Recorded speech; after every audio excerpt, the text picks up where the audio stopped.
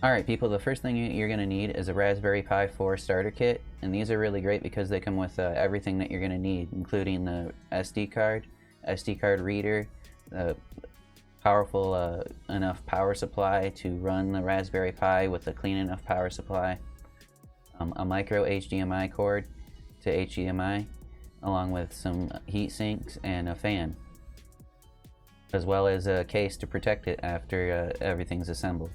It does come with a little quick reference starter guide, and this is specifically for assembling it and installing the Raspberry Pi operating system called Raspbian. We are going to be using Home Assistant, so we're not going to be installing Raspbian, but you can definitely use this to help you along with putting together this kit, including installing the heat sinks and attaching the fan. Now you may have a little bit different case than I do, but the main things you want to look out for is to put these 4 aluminum heat sinks on these 4 chips, as well as attaching this fan to the proper pins, and that would be pin 4 and 6. One is 5-volt power and the other is ground. You want to put the black wire on ground and the red wire on the 5-volt power. Now once you have that all set up and all together in your case, we can move on into installing Home Assistant onto an SD card so that we can get you up and running.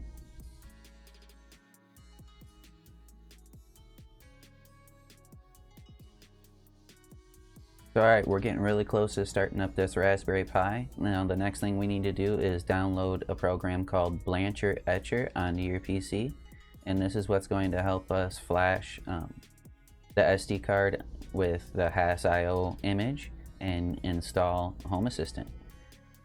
It's really simple. You just click the download right from the link in the description and install following the online prompts, and you have Blancher.io. Now once you do have Blancher.io, you're going to want to head over to the other link in the description, which is the Home Assistant installation page for Raspberry Pis, and you're going to want to scroll down and make sure that you're choosing the Raspberry Pi 4 64-bit. Now if you do have a Raspberry Pi 3 or 3 Plus, you can use those as well, but if you're following this tutorial, you're going to want to use the Raspberry Pi 4 64-bit, and you're going to want to copy this link. Now all these instructions are also on the Home Assistant IO installation page, which they have great documentation for. Home Assistant is one of those open platforms that have great documentation, so if you dig a little bit and you have any questions, you usually can find the answers yourself, or somebody else out there has already at least found the answer for you. Now once you do have that link copied, you're going to want to open up Blancher and you're going to want to flash from URL, and you're going to want to paste that URL in there. Now it's going to look out on the internet for that image and find it. Now we're going to install the Hassio image, which is 2.15 gigabyte, and I already have my SD card inserted into my computer, and it's this one right here. And after that, you're just going to want to click the selected target. These 4 hidden ones are usually your drives. You do not want to click those. Do not choose the hidden drives. You want to choose just the SD card. And then once you're ready, you hit flash, and you're going to want to say yes to this because this is a permanent thing. You can reflash your SD card, but Windows won't recognize it until after it's done flashing.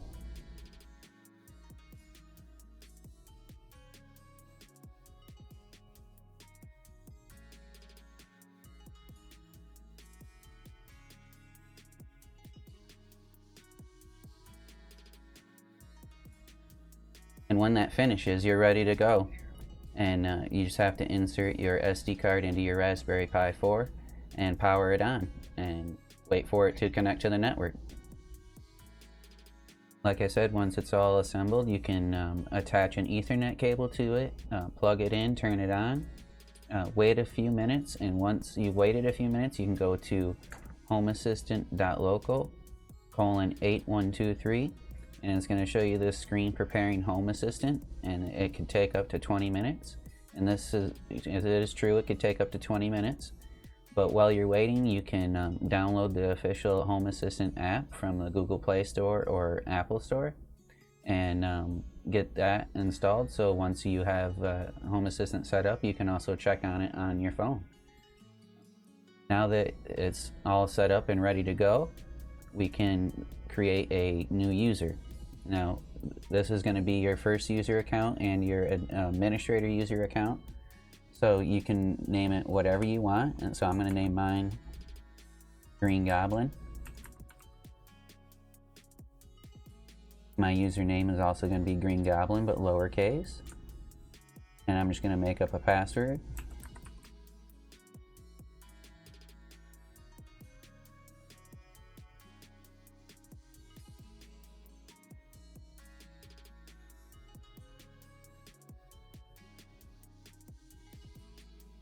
And then we're going to hit create account. So yeah, now we come to where you can name your Home Assistant installation, and basically I'm just going to call mine Cultivation Station because I'm going to be using it to monitor and automate my different cultivation areas. So you can name it whatever you like, but like I said, I'm going to name it Cultivation Station. And then what you're also going to want to do is you're going to want to hit detect. And this is going to detect your time zone so that when you go and set automations or timers, that it goes off of your current time zone.